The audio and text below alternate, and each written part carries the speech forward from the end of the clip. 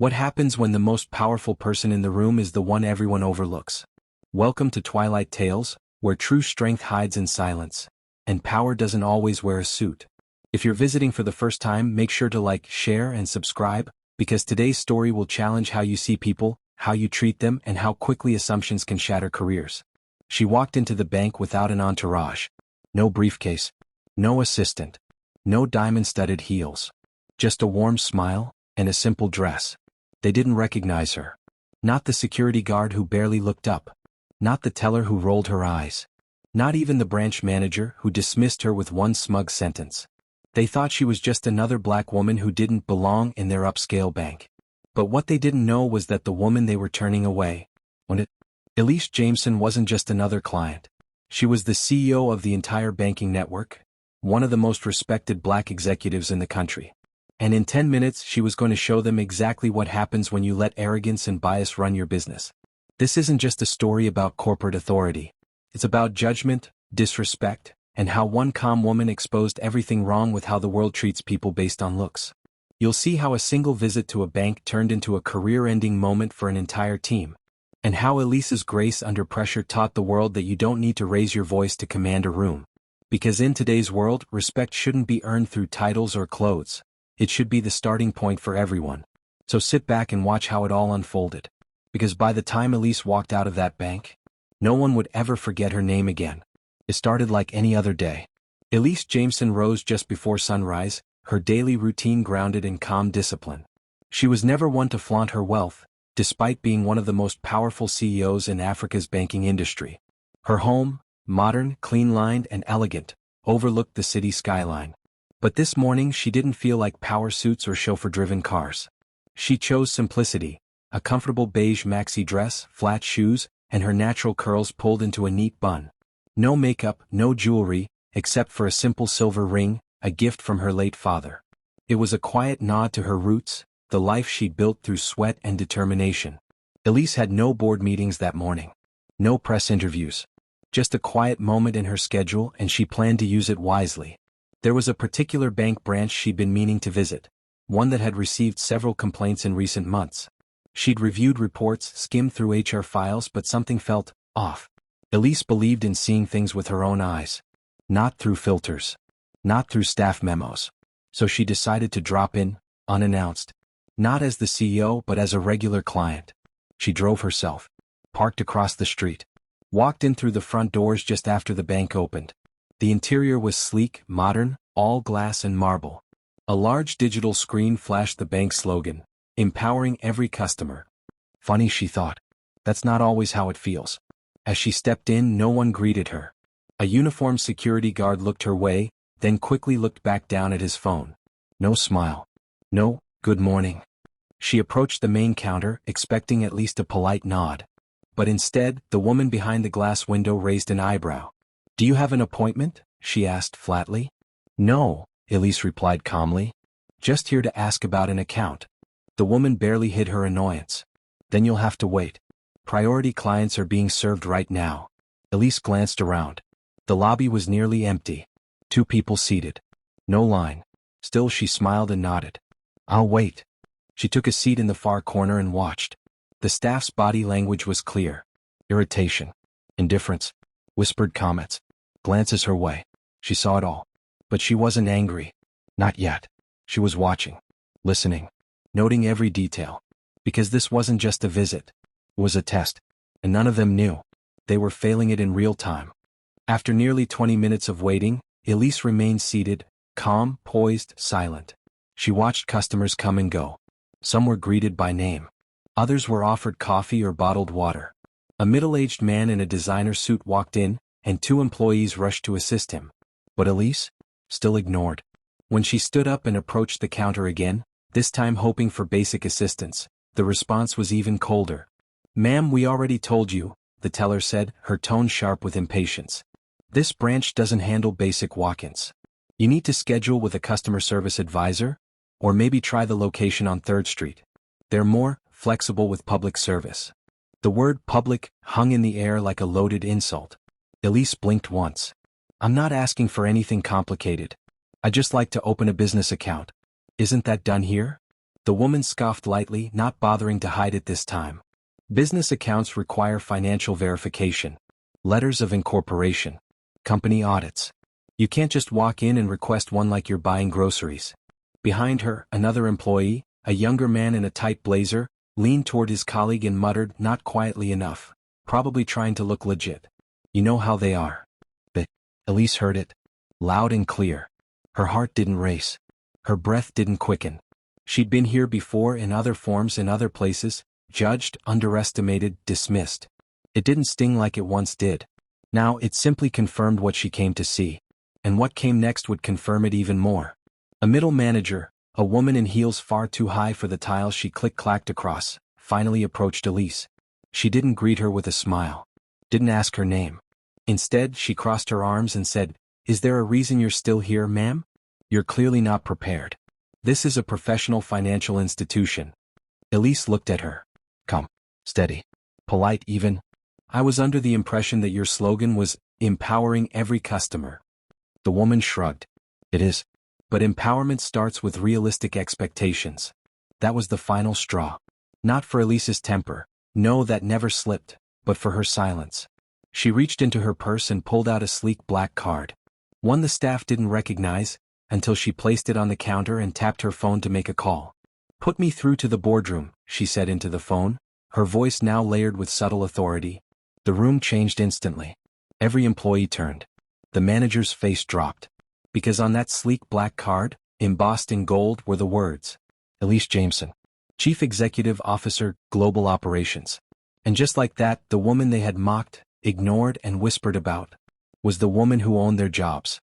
The shift in atmosphere was instant, like a thunderclap without warning. The same teller who had rolled her eyes now stood rigid behind the glass. The floor manager took a slow step back, suddenly realizing just how high she had reached with her arrogance, and how far she was about to fall. Elise didn't raise her voice. She didn't need to.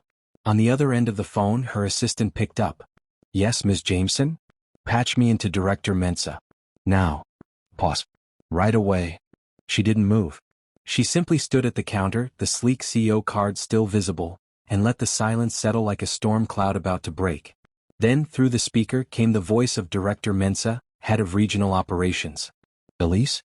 Everything all right? I need an immediate review of Branch 19. Send an HR, legal, and internal audit. I'm at the location. It's as bad as we suspected. Maybe worse." There was no hesitation on the other end. "Understood. Consider it done." The call ended. Elise finally looked up, this time with a gaze that made everyone in the room feel seen and exposed. She turned to the floor manager, whose confident posture had melted into a trembling facade. "I gave your team a chance. I walked in without security, without my title, without an appointment, just like any client might." Her words were precise, her tone flat. "And you failed. Every single one of you." The floor manager stammered, "Ms. Jameson, please let me explain." "Explain what?" Elise's brow arched slightly. "The fact that you assumed I didn't belong here? That your staff saw a black woman in plain clothes and decided she was worth less than your time?" The teller swallowed hard. "We didn't know who you were."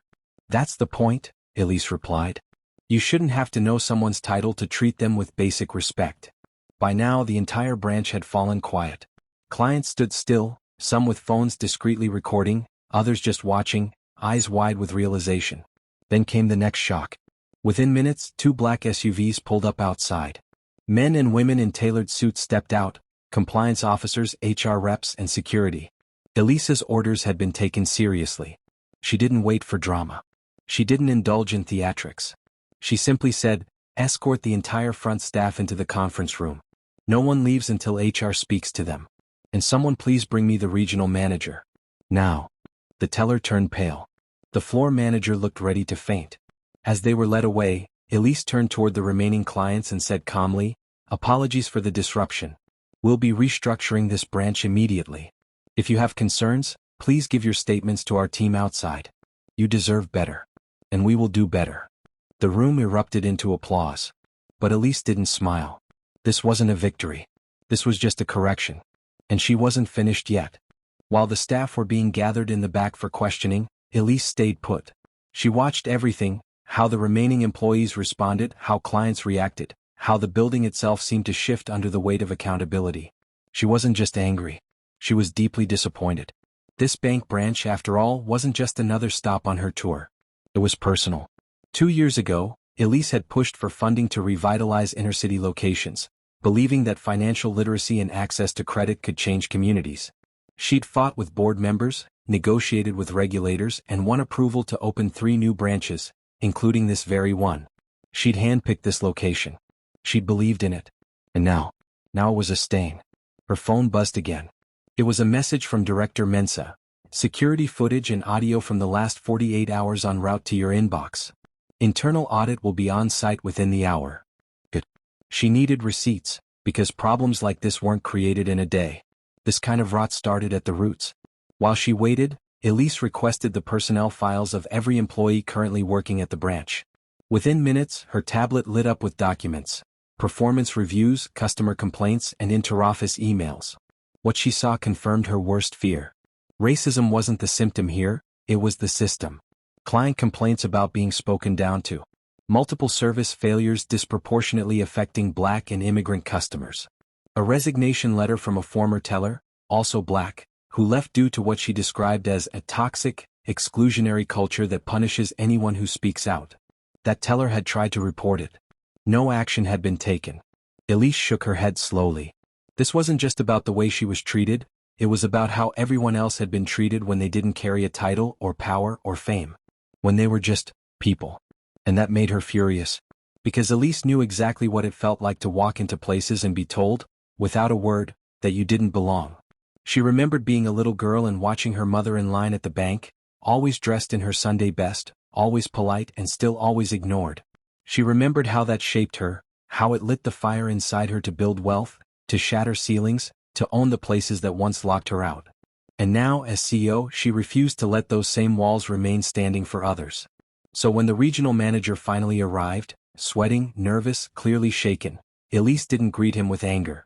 She greeted him with accountability. "This is on your watch," she said flatly. "You hired them. You let this culture spread. I want your resignation on my desk by 5 p.m. He didn't argue. He just nodded. Because he knew she wasn't asking. And Elise? She was just getting started. The next morning, the sun rose over the city, but the bank branch on Jefferson Avenue wasn't open for business. Not in the usual sense. Instead of customers lining up to cash checks, a different crowd had gathered. Reporters, community leaders, former clients, and even passers-by who had seen the viral clips from the day before. Social media had done its job. The story had exploded overnight. But Elise Jameson wasn't interested in trending hashtags or media spins. She had a different audience in mind. Standing on the front steps of the branch, now under full review and suspension, she looked into the crowd not as a CEO, but as a member of the community, one who had grown up just blocks from here. Her voice rang clear as she spoke into the mic. This branch was meant to serve you. Not dismiss you. Not belittle you. Not gatekeep access to your future. She paused, letting the silence settle. And that stops now. The crowd applauded, but Elise held up a hand. Clapping won't fix this. Action will. She laid out her plan one step at a time. Every employee from the suspended branch would undergo re-evaluation, retraining, or permanent dismissal. A community advisory board would be formed to oversee operations at all inner-city locations. Anonymous reporting systems would be strengthened, and customer service metrics would finally be tied to ethical conduct, not just numbers on a spreadsheet. And more than that, Elise announced a $2 million reinvestment into financial education programs for the community. No more gatekeeping knowledge, she said. We're giving it back. A local reverend stepped forward, emotion thick in his voice. We've been waiting for someone to say this. But more importantly, we've been waiting for someone to do this. Elise gave a small nod. Then let's get to work. She wasn't interested in praise. This wasn't a victory lap. This was repair. Inside the building, HR teams were still interviewing staff. Several employees had already resigned. A few had broken down in tears, realizing the ripple effect of their actions, or inaction. Others, surprisingly, asked for a second chance. They'd never been trained properly. Never had diverse leadership. Never understood that bias could look like a smile with a sting behind it. Elise didn't give blanket forgiveness, but she gave clarity. Anyone willing to learn, willing to serve, and willing to be held accountable, you'll be retrained and reevaluated. But if you think we'll go back to business as usual? She shook her head. You're in the wrong bank. She meant every word. Because this wasn't about revenge. It was about rebuilding. Not just the branch but the trust. By the end of the week, Elise's decision had sent shockwaves far beyond the Jefferson Avenue branch. Across the country, news outlets debated the incident. Was this about race? Power? Professionalism? But the community didn't need to ask. They knew what it was about. It was about dignity. In Detroit, a black college student posted a video of herself walking into her bank and being treated with sudden politeness. Guess they think I'm Elise now, she joked, but behind the laughter was a shift. People were watching. Employees were rethinking. Executives were re-evaluating their blind spots. Calls flooded the bank's corporate office, from customers thanking Elise, from branch managers asking for training, from competitors trying to learn what hit them. But Elise didn't stop. She organized an emergency board meeting with all senior leadership. This wasn't one bad branch, she said firmly. This was a symptom of a system we haven't cleaned in years. And if we don't change now, we won't survive the next generation. Some board members looked uncomfortable. Others nodded solemnly. One even asked, "You really think we need to change the way we've always done things?" Elise gave a single sharp reply. If how we've always done things means alienating the very people we claim to serve, then yes. We change everything. The board approved sweeping reforms. Mandatory anti-bias and empathy training bank-wide. Branches and underserved communities would now have local oversight panels. A fast-track leadership pipeline for women and minorities. And perhaps most importantly, Elise would personally lead quarterly town halls, face-to-face forums where real customers could speak and be heard. It wasn't just a PR move. It was a power shift. Meanwhile, the story reached unlikely ears. At a private wealth conference, a room full of CEOs paused to watch the now famous footage of Elise being denied service, and her composed takedown minutes later. The reaction. Stunned silence, then applause. Some called her ruthless. Others called her brilliant. But those who truly understood saw what she had done. She'd used power not to punish, but to expose, to rebuild, and to protect those who had no power at all. At a neighborhood grocery store, a woman who had once been denied a bank loan for her small shop ran up to Elise and hugged her tight. "Because of you, they called me back. Approved the loan. Said they reviewed my file again." Elise smiled. "You deserved it the first time." In the weeks that followed, the Jefferson Avenue branch reopened under new leadership. Diverse, empathetic, and eager to prove change was real. Community trust was slowly being rebuilt, and the message was clear. The days of silent discrimination were over. Not just at that branch. Not just in that bank. But everywhere Elise's story had reached. Elise Jameson wasn't born with power. She earned it, one painful step at a time. Long before she wore custom suits and chaired executive meetings, Elise was a quiet girl growing up in a cramped apartment on the south side of Chicago. Her mother cleaned offices at night.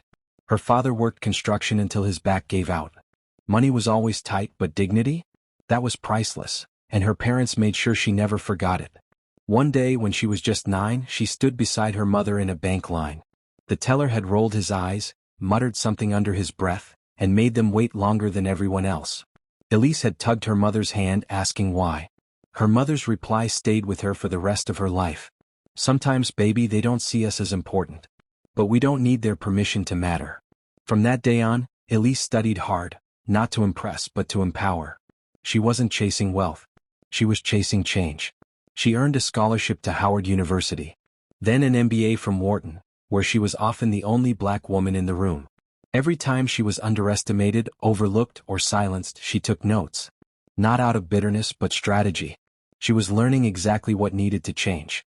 And now, as CEO of one of the country's largest financial institutions, she wasn't content with just sitting at the top. She wanted to crack the ceiling wide open for others. Behind the polished confidence was a woman who still remembered the sting of being dismissed, and the fire it lit in her soul. Friends described her as intense but fair. Colleagues called her unshakable. Her assistant once said, "Elise doesn't raise her voice. She raises standards." She didn't just break barriers, she questioned why they existed in the first place. And still, beneath all that strength was something deeper. A relentless love for the people who looked like her. Who came from where she came from. Who knew how it felt to walk into rooms and be treated like a shadow. That's why the bank incident wasn't just about her. It was about her mother, who never got an apology that day. It was about the countless customers who kept quiet to keep peace. It was about every little black girl who might one day stand in her shoes. When Elise stood in front of that Jefferson Avenue branch, she wasn't thinking about stock prices or boardroom optics. She was thinking about her roots, her responsibility, her reason. She wasn't just the CEO of a bank. She was the product of sacrifice, resilience, and grace. And when the moment came to use her power, she didn't hesitate, not for revenge but for redemption. What happened that day at the bank wasn't just a confrontation. It was a reckoning. One woman's quiet, dignified response to injustice exposed something larger, an uncomfortable truth about how bias still lingers in places we expect professionalism, fairness, and respect. Elise Jameson didn't just make a statement. She created a blueprint. Because when people with power choose to act with purpose, they do more than protect themselves. They open doors for everyone behind them. Elise didn't throw her title around to humiliate anyone. She used it to demand better. And in doing so, she reminded us all that respect isn't earned through silence. It's upheld through courage. This story matters because it speaks to something universal. It doesn't matter whether you're wearing a suit or a uniform, pushing a mop or signing contracts. Every person deserves to be seen, heard, and treated with humanity. It's a story about race. It's a story about gender. But most importantly, it's a story about power, who has it, how they use it, and what happens when they finally choose to use it for good. And maybe the next time a woman like Elise walks into a branch, into a store, into a boardroom, the people on the other side of the desk will pause and think. Because one act of discrimination now comes with a cost. And one act of courage? It can change everything. So what can we learn from Elise? That silence is no longer safety. That standing up, especially when it's uncomfortable, is how change begins. And that you don't need to shout to make a statement. Sometimes all it takes is standing your ground and making one phone call. Before we go, we'd love to hear from you. Speech Balloon, have you ever been judged or underestimated because of how you looked or where you came from? How did you respond? Let us know in the comments. We want to share your voice. And if this story moved you, inspired you, or reminded you of someone strong in your life, take a second to like, share, and subscribe to Twilight Tales. Because here we don't just tell stories. We shine light on truth, dignity, and power. See you in the next one.